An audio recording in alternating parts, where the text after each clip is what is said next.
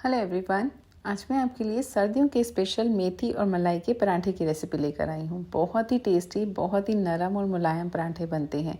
तो चलिए जल्दी से बनाना शुरू करते हैं। इसके लिए मैंने यहाँ पर एक बोल में 1.5 कप गेहूं का आटा लिया है। साथ ही इसमें 1 कप कटी हुई धुली हुई मेथी ली है और साथ ही 1 प्याज डाल देंगे बारीक कटा हुआ। 3 से 4 चम्मच हम इसमें घर की ताज़ा मलाई डाल रहे हैं। अगर आपके पास मलाई नहीं है तो आप यहाँ पर 2 चम्मच घी भी डाल सकते हैं, यानी देसी घी डाल सकते हैं।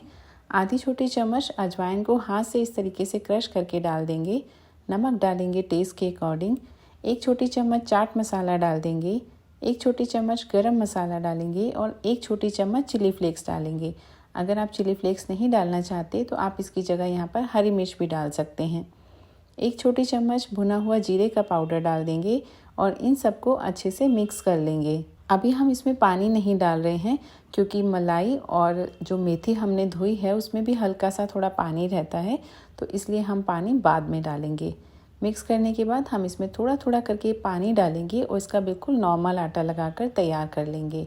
और अब मैं इसमें 1 चम्मच तिल डाल रही हूँ। ये सफ़ेद तिल हैं क्योंकि सर्दियों में तिल खाना अच्छा रहता है और बच्चे वैसे नहीं खाते हैं, तो मैं इस तरीके से पराठे में या फिर किसी भी चीज़ में डालकर उन्हें इनडायरेक्टली ज़रूर देना चाहती हूँ। ये देखिए हमने आटा लगाकर अच्छे से तैयार कर लिया है। अब हम इसे ढककर सिर्फ 10 मिनट के लिए रख देंगे। 10 मिनट बाद हम इसमें से एक लोई तोड़ लेंगे और इसे सूखे आटे से कोट करके इस तरह से बेल लेंगे। आप चाहें तो इसे सिंपल गोल रोटी की तरह बेलकर और फिर सेक सकते हैं, तब भी ये पराठे बहुत ही मुलायम बनते हैं। या फिर अगर आप इसे परतदार या फिर जो कहते हैं ना लेयर्स वाला पराठा बनाना चाहते हैं तो फिर हम इसके बीच में इस तरीके से घी लगा लेंगे और इसे एक साइड से फोल्ड करके इस तरह से फोल्ड कर लेंगे और फिर इसे दोनों साइड से इस तरह से फोल्ड करके और फिर से इसे बेल लेंगे।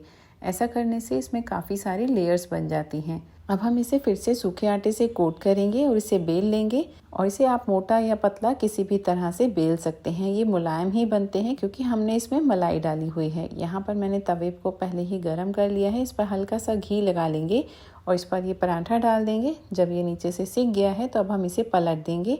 पराठा बनाते समय गैस का फ्लेम मीडियम टू हाई रखेंगे और इसके दूसरी साइड भी हम इस तरीके से घी लगाकर दोनों साइड से इसे अच्छे से गोल्डन कलर आने तक सेक लेंगे।